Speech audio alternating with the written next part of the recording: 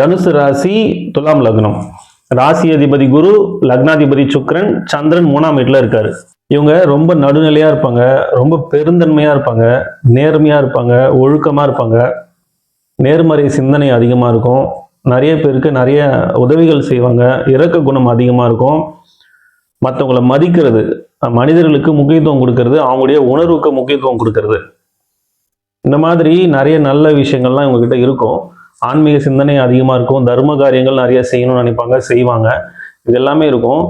இப்போ மனசளவில் பார்த்தீங்கன்னா இவங்களுக்கு பொழுதுபோக்குற எண்ணம் அதிகமாக இருக்கும்.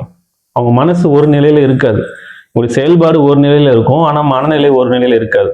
எப்படின்னா, இப்போ இவங்களுடைய ஃப்ரெண்ட்ஸ் வந்திருக்காங்க, வெளியில் எங்கேயாவது போகலான்னு கூப்பிட்றாங்க, சினிமாவுக்கு போகிறதுக்கோ இல்லை சுற்றி பார்க்குறதுக்கோ எங்கேயோ கூப்பிட்றாங்கன்னு வச்சுக்கோங்களேன். இவங்களுக்கு ஒரு வேலை இருக்குது, வேலையை செஞ்சுக்கிட்டு இருக்காங்க. இப்போ மனசளவில் அவங்களுக்கு அங்கே போகணுன்ற எண்ணம் அதிகமாக இருக்கும், ஆனால் அவங்க வேலையை நிறுத்த மாட்டாங்க. இப்போ அவங்க கூட போக மாட்டாங்க, ஃப்ரெண்ட்ஸ் கூட போக மாட்டாங்க, ஏன்னா அவங்களுக்கு வேலை தான் முக்கியம். ஸோ அந்த கடமையில கரெக்டாக கண்ணா இருப்பாங்க. ஆனால் அந்த வேலை செஞ்சுட்டு இருந்தாலும் கூட மனசளவில் அங்கே போகலையன்ற துடிப்பு அதிகமாக இருக்கும். லக்னம், ராசி இது ரெண்டும் முதல்ல எப்படி வேலை செய்யுதுன்றதை நம்ம தெரிஞ்சுக்கலாம். இப்போது ஒரு குழந்தை பிறக்குதுன்னு வச்சுக்கோங்களேன், அந்த நேரத்தில் சூரியனுடைய கதிர்வீச்சு எந்த ராசியின் மேலே விழுந்துச்சோ அது லக்னம். ஸோ அந்த லக்னத்தை வச்சு தான் மற்ற கிரகங்களின் தன்மைகளை நம்ம ஆராய்ச்சி பண்ண முடியும். அதே நேரத்தில் சந்திரன் எந்த ராசியின் மேலே இருக்காரோ அது ஜென்ம ராசி. இப்போ ஜென்ம லக்னத்தை வச்சு அந்த ஜாதகருடைய கேரக்டர் எப்படி இருக்கும், அவருடைய சிந்தனை எப்படி இருக்கும், அவருடைய லைஃப் ஸ்டைல் எப்படி இருக்கும், இந்த ஜென்மம் ஃபுல்லாக அவருடைய பலன்கள் என்ன, எந்தெந்த காலகட்டத்தில் எப்படி இருப்பார் அப்படின்றத ஜென்ம லக்னத்தின் மூலமாக நம்ம சொல்ல முடியும். இந்த ராசி எப்படி வேலை செய்யுது அப்படின்னா, கோள்கள் சுற்றிக்கிட்டே இருக்கு இல்லைங்களா, ஒரு கோளும் ஒரு காலகட்டத்தில் ஒரு இடத்துலேருந்து இன்னொரு இடத்துக்கு பயிற்சி ஆகுது. இப்படி பயிற்சி ஆகிட்டே இருக்கும் பொழுது ஒரு பலன் கிடைக்கும். ஒரே கிரகம் ஒரு வீட்டில் இருக்கும்போது ஒரு பலன் தரும், இன்னொரு வீட்டில் இருக்கும்பொழுது வேற ஒரு பலனை தரும். ஸோ இந்த கிரகங்கள் பயிற்சி ஆகும்போது கிடைக்கக்கூடிய பலன்களை சந்திரன் எங்கே இருக்காரோ அதை வச்சு நம்ம கால்குலேட் பண்ணுறோம். அதுதான் ராசி. ஸோ நீங்கள் பார்த்தீங்கன்னா ராசி பலன் தான் எங்கேயுமே சொல்லுவாங்க. ஏன் அப்படின்னா, லக்னம்ன்றது ஃபிக்ஸ்டு. நீங்கள் பிறக்கும் பொழுது இந்த ஜென்மம் ஃபுல்லாக உங்களுக்கு என்ன பலன்றதை அங்கே ஃபிக்ஸ் பண்ணியாச்சு. அதே போல் நட்சத்திரமும் அதுக்கேற்ற மாதிரி பலன்கள் இருக்குது, தசாபுத்திகள் நடத்தக்கூடிய கிரகங்களுக்கு ஏற்ற பலன்களும் உங்களுக்கு இருக்குது. ஆனால் இந்த ராசி பலன் கோள்கள் மாறிக்கிட்டே இருக்கும் பொழுது ஒரு பலன் தர்றதுனால அது பலன் மாறிக்கிட்டே இருக்கும். அதனால் ராசி பலன் நம்ம சொல்கிற மாதிரி இருக்குது. லக்னம் அப்படின்றது ஒருத்தருடைய சிந்தனை, அவருடைய கேரக்டர் எப்படி இருக்கும் அப்படின்றத சொல்லக்கூடியது. இந்த ராசி அப்படின்றது தன்னுடைய செயல்பாடுகளை பற்றி சொல்லக்கூடியது. இப்போ உதாரணத்துக்கு ஒருத்தர் கன்னி லக்னத்தில் பிறந்திருக்காருன்னு வச்சுக்கோங்களேன், அந்த கன்னி லக்னத்துக்கு உண்டான அத்தனை குணங்களும் அவருக்கு இருக்கும். மேஷ ராசியில் பிறந்திருக்காருன்னு வச்சுக்கோங்களேன், மேஷ ராசிக்கு உண்டான அத்தனை செயல்களும் அவங்க செய்வாங்க. கன்னி லக்னத்துக்கு உண்டான சிந்தனைகள் இருக்கும், ஆனால் செயல்பாடு எல்லாமே மேஷ ராசிக்கு உண்டான செயல்பாடுகள் தான் அங்கே அதிகமாக இருக்கும். ஒரு பிரச்சனை அப்படின்னா அந்த பிரச்சனை எதனால் வந்துச்சு, அதை எப்படி சரி பண்ணலாம், அதை பேசியே சரி பண்ணக்கூடிய அந்த விஷயம் எல்லாமே கன்னி லக்னத்துக்கு இருக்கும். தன்னை நம்ம தப்பு பண்ணாமலே பழி சொல்லிட்டா கூட அவங்களுக்கு அதை புரிய வச்சு ஆப்போசிட் சைடு யோசிக்கிறது, நிதானமாக இருக்கிறது, இந்த விஷயம்லாம் அந்த கன்னி லக்னத்துக்கு இருக்கும். ஆனால் மேஷ ராசியை பொறுத்த வரைக்கும் என்னை எப்படி நீங்கள் என்னை தப்பு சொல்லலாம், அந்த கோபம் வந்துடும். அந்த கோபத்தோட அந்த தன்னுடைய உணர்வு வெளிப்படுத்தக்கூடிய அந்த தன்மை மேஷராசிக்கு இருக்கும். ஸோ மனசில் பார்த்திங்கன்னா அவங்க நிதானமாக தான் இருப்பாங்க. நம்ம அவங்கள கேட்கணும், அவங்க சைடு நம்ம என்ன நியாயத்தை கேட்கணும், அவங்க சைடு யோசிக்கணும்லாம் இருக்கும். ஆனால் செயல்படும் பார்த்தா அந்த டைமில் டக்குன்னு கோவப்பட்டுருப்பாங்க. அப்புறமா யோசிப்பாங்க, நம்ம இந்த மாதிரி பேசியிருக்கக்கூடாது, நம்ம பொறுமையாக இருந்திருக்கணும். ஸோ இந்த டிஃப்ரென்ஸ் வர்றதுக்கு காரணம் லக்னமும் ராசியும் கிளாஷ் ஆகுது. இப்போது ஒருத்தரை நம்ம பார்க்குறோன்னா அவருடைய கேரக்டர் என்ன, அவர் என்ன சிந்திக்கிறார், அவர் மனசில் என்ன நினைக்கிறாரு அப்படின்றத நம்ம ஈஸியாக புரிஞ்சிக்க முடியாது. அவர் என்ன செயல் செய்கிறாரோ இதை வச்சு தான் நம்ம ஒரு கேரக்டர் நினச்சிக்குவோம். எப்போவுமே நம்ம செய்கிற செயல்களை நம்மளால் புரிஞ்சிக்க முடியாது.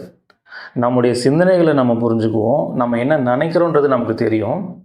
ஆனால் நம்ம என்ன செய்கிறோம், நம்முடைய செயல்பாடு எப்படி இருக்குது அப்படின்றத நம்மளால் அவ்வளோ சீக்கிரம் அனலைஸ் பண்ண முடியாது. லக்னத்தின்படி நம்முடைய கேரக்டர் என்ன, ராசியின்படி நம்ம என்ன செயல்பாடுகள் செய்வோம், இது ரெண்டையும் நம்ம தெளிவாக புரிஞ்சுக்கிட்டோம் அப்படின்னா நம்மளை அனலைஸ் பண்ணுறது ஈஸி, லைஃப் ஈஸியாக கொண்டு போக முடியும்.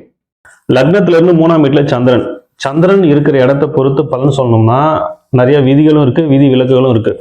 இங்கே முக்கியமான ஒரு விஷயம் சொல்லணும்னா இவங்களுக்கு பயம், குழப்பம் அதிகமாக இருக்கும். அதாவது மனசளவில் பயம்னா யாரையும் பார்த்து பயப்படுறது இல்லை, சூழ்நிலையை பார்த்து பயப்படுறது. நாளைக்கு என்ன நடக்கும் அப்படின்ற ஒரு சின்ன பயம் ஏதோ ஒன்று இருந்துக்கிட்டே இருக்கும். அப்போ பயம் அது சார்ந்த சிந்தனை வர்றதுனால குழப்பம் அதிகமாக இருக்கும். எதையுமே தெளிவாக முடிவெடுத்து செய்ய முடியாத ஒரு சூழல் உங்களுக்கு இருந்துக்கிட்டே இருக்கும். இது பொதுவான விதி தான். மற்ற கிரகங்களை பொறுத்தும் சந்திரனுடைய நிலையை பொறுத்தும் பலன்கள் மாறக்கூடிய வாய்ப்புகள் இருக்குது. இப்போது சந்திரன் பௌர்ணமி சந்திரனாக இருந்தால் ரொம்ப நல்ல பலனை தருவார். வளர்பிரியாக இருந்தால் நல்ல பலனும், தேய்பிரியாக இருந்தால் கெடு பலனும் தருவார்னு சொல்லியிருக்காங்க. ஸோ உங்கள் ஜாதகத்தில் சந்திரனுடைய நிலையை பற்றி தெரிஞ்சுக்கணும்னு நினச்சிங்கன்னா சந்திரன்லேருந்து 7ஆம் வீடு மிதுனம், இங்கே சூரியன் இருந்தார்னா இது பௌர்ணமி சந்திரன். சந்திரன் கூடவே சூரியன் இருந்தார்னா அது அமாவாசை. கடகத்திலிருந்து விருச்சகம் வரைக்கும் இங்கே எங்கேயாவது சூரியன் இருந்தார்னா அது வளர்பிறை சந்திரன். மகரத்திலிருந்து ரிஷபம் வரைக்கும் இங்கே எங்கேயாவது சூரியன் இருந்தார்னா அது தேய்பிரை சந்திரன். ஒருவேளை உங்களுக்கு தேய்பிரை சந்திரனா இருக்குன்னா அதுக்காக நீங்கள் கவலைப்பட தேவையில்லை. தேய்பிரை சந்திரனை பார்த்து நீங்கள் பயப்படலாம் வேண்டாம். இப்போ ஒரு ஜாதகத்தில் லக்னாதிபதி எப்படி இருக்காரு, நட்சத்திர அதிபதி எப்படி இருக்காரு, குரு எப்படி இருக்காரு, உங்களுக்கு தசாபதிகள் நடத்தக்கூடிய கிரகங்கள் எப்படி இருக்குது, ஸோ இதெல்லாம் பார்த்து இப்போ எந்தெந்த கிரகங்கள் சேர்க்கை இருக்குது, அது மூலமாக என்ன பலன் வருது, இப்படிலாம் நிறைய நம்ம ஆராய்ச்சி பண்ணும்பொழுது உங்களுக்கு பலன்கள் மாறும். பொதுவாக சந்திரன் தேய்பிரையில் இருந்தால் சில சங்கடமான நிகழ்வுகள் நடக்கும்ன்றது அது பொது விதி, அவ்வளோதான். அது எல்லாருக்கும் நடந்தே தீரணும்னு கட்டாயம்லாம் இல்லை. அதுக்காக அது ஒரு பெரிய விஷயமா நினச்சி நீங்கள் கவலைப்பட தேவையில்லை. நீங்கள் ஒரு ஜாதகம் பார்க்க போகிறீங்கன்னா அதில் நல்ல பலனும் சொல்லுவாங்க, கெட்ட பலனும் சொல்லுவாங்க. எவ்வளோ பெரிய நல்ல ஜாதகமாக இருந்தாலும் அதில் கெட்ட பலனும் ஒன்று இருக்கும், எவ்வளோ கெட்ட ஜாதகமாக இருந்தாலும் அதில் நல்ல பலன்களும் இருக்கும். நல்ல பலன்களை சொல்லும்பொழுது எப்போவுமே நமக்கு மோட்டிவேஷனாக தான் இருக்கும். அதே கெடுபலன் சொல்லிட்டாங்கன்னா அதை ஹேண்டில் பண்ண முடியாமல் ப்ரெஷரில் மாட்டிக்கிட்டு அதை செய்யணும்னு நினச்ச விஷயத்த செய்ய முடியாமல் அவங்க லைஃப் ஸ்டைலே மாறி போய் சைக்காலஜிக்கலாக ஒரு பெரிய ப்ராப்ளத்தில் மாட்டிக்கிறாங்க. ஸோ இந்த நேரத்தில் நம்ம எப்படி ஹேண்டில் பண்ணணும், நமக்கு ஒரு கெடுபலன்னு சொல்லிட்டாங்கன்னா அதை நம்ம எப்படி ஹேண்டில் பண்ணணும், அதை முதல்ல நம்ம கற்றுக்கணும். இப்போது நீங்கள் ஒரு ஜாதகம் பார்க்க போகிறீங்க, ஒரு வீடு கட்டவோ இல்லை ஒரு கல்யாணத்துக்காகவோ இல்லை ஒரு பிஸ்னஸ் ஸ்டார்ட் பண்ணுறதுக்காகவோ இல்லை ஏதோ ஒரு முக்கிய முடிவு எடுக்கிறதுக்காக நீங்கள் ஜாதகம் பார்க்க போகிறீங்க. அவங்க உங்களுக்கு 2 வருஷம் நேரம் சரியில்லைன்னு சொல்லிட்டாங்கன்னு வச்சுக்கோங்களேன். இப்போ இந்த நேரத்தில் சில பேர் என்ன பண்ணுவாங்கன்னா இந்த 2 வருஷம் நமக்கு நேரம் சரியில்லை, அந்த 2 வருஷம் நம்ம எதையுமே பண்ணக்கூடாதுன்னு ஒதுக்கி வச்சுருவாங்க. இன்னும் சில பேர் என்ன பண்ணுவாங்கன்னா நேரம் சரியில்லை ஆனால் நம்ம செய்கிற விஷயத்த செய்யாமல் இருக்க முடியாது, நம்ம செஞ்சு தான் ஆகணும் அப்படின்னு சொல்லி பயந்துக்கிட்டே செஞ்சுருவாங்க. இன்னும் சில பேர் என்ன பண்ணுவாங்கன்னா நேரம் சரியில்லைன்னா என்ன, நான் செய்கிறத செய்வேன் அப்படின்னு செய்வாங்க. ஸோ இந்த மாதிரியான மனநிலைகள் எல்லாமே ஒரு தவறான ஒரு முடிவை தான் ஏற்படுத்தும். இதை எப்படி ஹேண்டில் பண்ணணும் அப்படின்னா, இப்போது 2 வருஷம் நம்ம நேரம் சரியில்லைன்றதுனால எதையுமே செய்யாமல் 2 வருஷம் கழித்து நமக்கு நேரம் நல்லா இருக்கும் பொழுது நம்ம ஒரு செயலை செய்ய போகிறோம், ஒரு பிஸ்னஸ் ஸ்டார்ட் பண்ணுறோம் அப்படின்னா அங்கே 1000 ரூபாய்க்கு உழைச்சிங்கன்னா அந்த 1000 ரூபாய் உங்களுக்கு கிடைக்கும். ஆனால் அந்த 2 வருஷம் சும்மா இல்லாமல் நீங்கள் உங்களுடைய உழைப்பு அதில் போடுறீங்க, 2 வருஷம் கழித்து உங்களுக்கு டைம் மாறுது அப்படின்னா இந்த உழைப்பு நீங்கள் இதில் போடுறீங்க இல்லையா, அந்த உழைப்பு போடும் பொழுது 1000 ரூபாய்க்கு உழைப்பு போடுறீங்க, 10 ரூபாய் தான் கிடைக்கிது. அப்போ அந்த நேரம் மாறுற வரைக்கும் அதை நீங்கள் ரன் பண்ணி கொண்டு வரணும்ல. இப்போ 10 ரூபாய் தான் கிடைக்குதுன்னா உங்களால் அந்த பிஸ்னஸே ரன் பண்ண முடியாமல் அதை நம்ம ஷட் டவுன் பண்ணிட்டு போகிற மாதிரியான சூழல் உருவாகிடும்ல. அப்போ இது மாதிரி நம்ம செய்ய முடியாது. அப்போ என்ன செய்யணும்னா, இந்த 2 வருஷம் சும்மா இருக்க முடியாது, அதுக்கு நம்ம ஒரு பிஸ்னஸ் ஸ்டார்ட் பண்ண போகிறோன்னா அதில் பெருசாக பாதிப்பு ஏற்படாத மாதிரி நம்ம பரிகாரங்கள் பண்ணிக்கலாம். இப்போ பரிகாரம் பண்ணுறதுனால சுத்தமாக நமக்கு அது நஷ்டமே ஆகாதான்னா கண்டிப்பாக நஷ்டங்கள் இருக்கும். கெட்ட நேரத்தில் நமக்கு ஒரு கெட்டது நடக்கணும்னா அதை தவிர்க்கவே முடியாது. ஆனால் 1000 ரூபாய்க்கு நீங்கள் உழைக்கிறீங்க, 10 ரூபாய் தான் உங்களுக்கு கிடைக்குன்ற இடத்துல பரிகாரம் பண்ணிவிட்டு நீங்கள் அந்த விஷயத்தை செய்யும்பொழுது ஒரு 100 ரூபாய் கிடைக்கும். ஸோ அந்த நல்ல நேரம் வர்ற வரைக்கும் உங்களால் அதை ரன் பண்ணி கொண்டு போக முடியும். ஆனால் அதுக்கப்புறம் நீங்கள் உழைச்ச உழைப்பு இருக்கு இல்லையா, இங்கே நீங்கள் என்னென்ன உழைப்பெல்லாம் உங்களுக்கு வீணாக போச்சோ, எவ்வளோ நஷ்டமாச்சோ அதை விட பல மடங்கு இங்கே திரும்ப கிடைக்கும். இப்போ நிறைய பேர் நேரம் சரியில்லைன்ற ஒரு காரணத்தினால எதையுமே செய்யாமல் விட்டுறாங்க. ஸோ அந்த மாதிரி இருக்கக்கூடாதுன்றதுக்காக நான் சொல்கிறேன், நீங்கள் கட்டாயம் செய்யுங்க.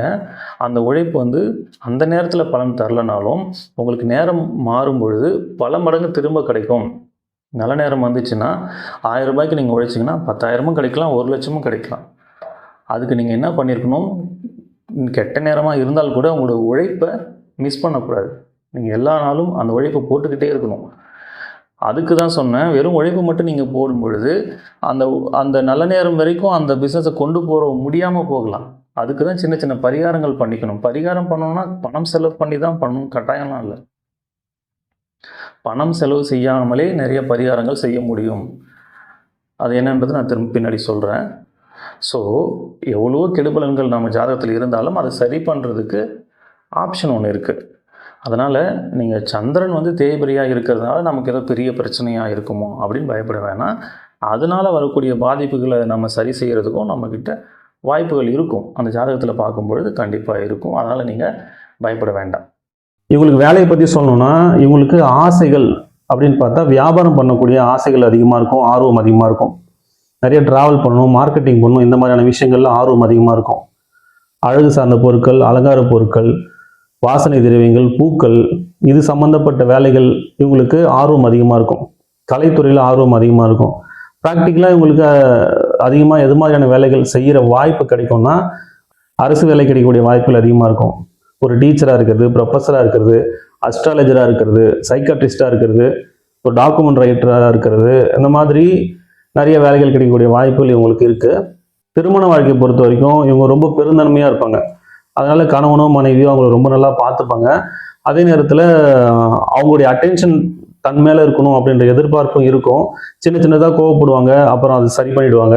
திருமண வாழ்க்கையில் என்ன பிரச்சனை வந்தால் அதை எப்படி சரி பண்ணணும், அந்த நுணுக்கம் எல்லாமே உங்களுக்கு தெரியும். அதனால பெரிய அளவில் பிரச்சனைகள் இருக்கிறதுக்கான வாய்ப்புகள் இருக்காது. இது பொதுவான பலன் தான். மற்ற கிரகங்களை பொறுத்து பலன்கள் மாறக்கூடிய வாய்ப்புகள் இருக்கும். ஸோ உங்கள் வாழ்க்கையில் நிறைய பிரச்சனைகள் ஃபேஸ் பண்ணுறீங்கன்னா, நம்ம சொல்லக்கூடிய எளிய முறை பரிகாரங்களை நீங்கள் வீட்டிலேயே செஞ்சுக்கோங்க. நிச்சயமாக பிரச்சனைகள் குறையும். பரிகாரம் ஏன் சார் பண்ணணும்? பரிகாரம் பண்ணால் பிரச்சனை தீர்ந்துருமா? நிச்சயமாக தீராது. இப்போது நம்ம ஜாதகத்தில் இருக்கக்கூடிய நல்ல பலன்களை நம்ம அனுபவித்து தான் தீரணும். அதே போல் கெடு பலன்களையும் கட்டாயம் அனுபவிக்கணும். அதுக்கு தான் பிறந்திருக்கோம். அப்புறம் எதுக்கு பரிகாரம் பண்ணணும்? பரிகாரம் பண்ணால் அந்த பிரச்சனையினால் ஏற்படக்கூடிய விளைவுகளை குறைக்க முடியும். அந்த பிரச்சனையை ஃபேஸ் பண்ண முடியும். அந்த பிரச்சனையை கடந்து போகிறதுக்கான வழிகள் நமக்கு கிடைக்கும். எப்போவுமே நம்ம பிரச்சனையை பார்த்து பயப்பட மாட்டோம். அந்த பிரச்சனையினால் ஏற்படக்கூடிய விளைவுகளை நினச்சி தான் நம்ம பயப்படுவோம். அந்த விளைவுகள் தான் நமக்கு சிரமத்தை கொடுக்கும். இப்போ உதாரணத்துக்கு, இந்த உதாரணம் நான் நிறைய இடத்துல சொல்லியிருக்கேன். இருந்தாலும் எளிமையாக இருக்கிறதுனால நான் திரும்பவும் இதையே சொல்கிறேன். இப்போ நம்ம கீழே விழுந்துட்டோம் அப்படின்னா, கீழே விழுறோம் அப்படின்றது ஒரு பிரச்சனை தான். கீழே விழுந்தால் நமக்கு அடிபடாது, வலிக்காதுன்னா கீழே விழுறதை நினச்சி நம்ம ஏன் பயப்பட போகிறோம்? இப்போ கீழே விழுறது ஒரு நிகழ்வு, ஒரு பிரச்சனைன்னு வச்சுக்கலாம். ஆனால் அதனுடைய விளைவு எப்படி இருக்கலாம்? ஒன்றுமே நடக்காமல் நம்ம எழுந்துடலாம், இல்லை கை காலில் முறிவு ஏற்படலாம், இல்லை 6 மாதம் படுத்து படுக்கையாக இருக்கலாம், இல்லை உயிர் போகிற அளவு கூட பாதிப்பு ஏற்படலாம். அப்போது கீழே விழுறது ஒரு பிரச்சனை, ஆனால் அதோடைய விளைவுகள் மாறிக்கிட்டே இருக்கு இல்லையா? இப்போ நம்ம பரிகாரம் பண்ணுறதுனால என்ன நடக்கும்னா, அந்த கீழே விழுற பிரச்சனையை நம்ம தவிர்க்க முடியாது, ஆனால் அதனால் ஏற்படக்கூடிய பாதிப்பை நம்ம குறைக்க முடியும். நம்ம ஜாதகத்தில் பிரச்சனைகளை ஏற்படுத்தக்கூடிய கிரகங்களை சாந்தப்படுத்தவும், அதனுடைய வீரியத்தை குறைக்கவும் நம்ம செய்யக்கூடிய செயல்கள் அனைத்துமே பரிகாரம் தான். சரி, இந்த பரிகாரம் பணம் செலவு பண்ணி தான் பண்ணணுமா? பரிகாரம் பல வழிகளை நம்ம செய்ய முடியும். பணம் செலவு பண்ணி செய்கிறது எவ்வளோ வழிகள் இருக்குது. பணம் செலவு பண்ணாமல் நான் செய்யக்கூடிய நமக்கு வழிகள் நிறையா இருக்குது.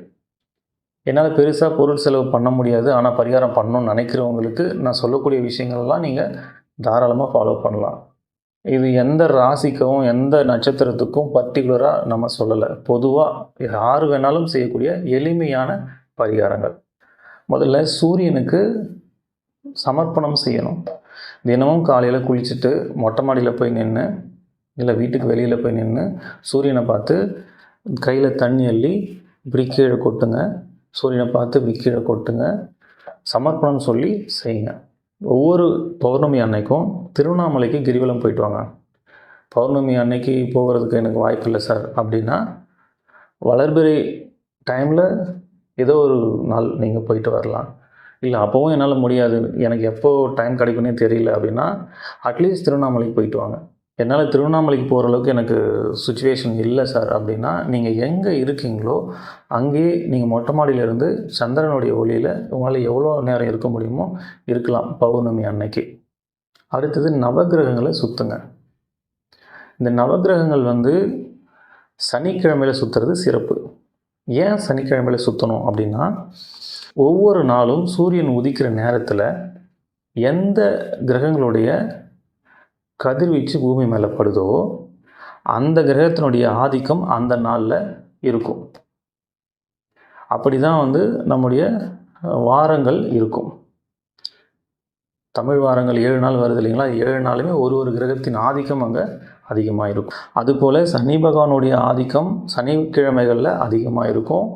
சனி கிரகத்திலேருந்து வரக்கூடிய கதிர்வீச்சுகள் மூலமாக நமக்கு பலன்கள் கிடைக்கும்.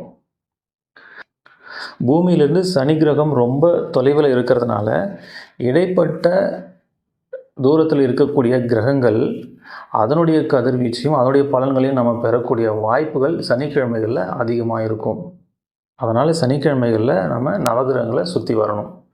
நவகிரகங்களை சுற்றும் பொழுது ஒரு கிரகத்தின் பேரை சொல்லி போற்றி சொல்லி சுற்றிட்டு வாங்க.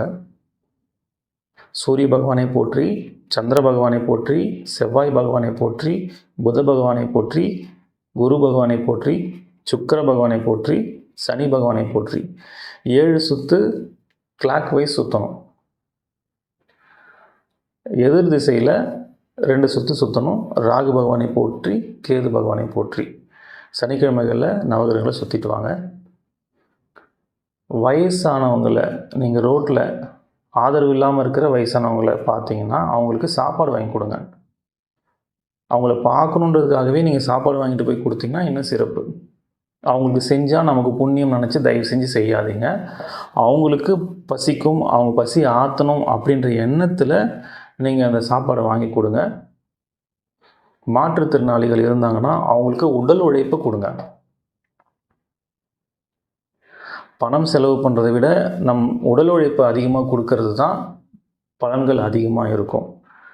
இது எல்லாமே ரொம்ப எளிமையாக நீங்கள் செய்யக்கூடிய ஒரு பரிகாரங்கள் தான். இதை நீங்கள் செய்கிறதுனால எளிமையான பரிகாரம் தான், ஆனால் பலன் ரொம்ப பெருசு. நீங்கள் செஞ்சு பாருங்கள், உங்களுக்கு நிறைய பலன்கள் கிடைக்கும். இல்லை சார் எனக்கு இது பண்ணுறதுக்கான வாய்ப்புகளே எனக்கு இல்லை அப்படின்னு இருந்தீங்கன்னா, நீங்கள் எந்த நட்சத்திரம் எந்த ராசியாக இருந்தாலும் எதை பற்றியும் கவலைப்படாதீங்க. முருகனை கெட்டியாக பிடிச்சிக்கோங்க. மனசார முருகனை வேண்டி குருவாய் வருவாய் அருள்வாய் குகனே இதையே திரும்ப திரும்ப சொல்லுங்கள். இதை விட பெரிய பரிகாரம் எதுவும் இல்லை. அதாவது நிறைய வழிகள் இருக்குது. எதுவுமே பண்ண முடியாமல் இருக்கிறவங்களுக்கு இதுதான் பரிகாரம். சரிங்களா? இதையெல்லாம் நீங்கள் ஃபாலோ பண்ணுங்கள். நிச்சயமாக உங்கள் வாழ்க்கையில் பெரிய மாற்றம் நிகழும்.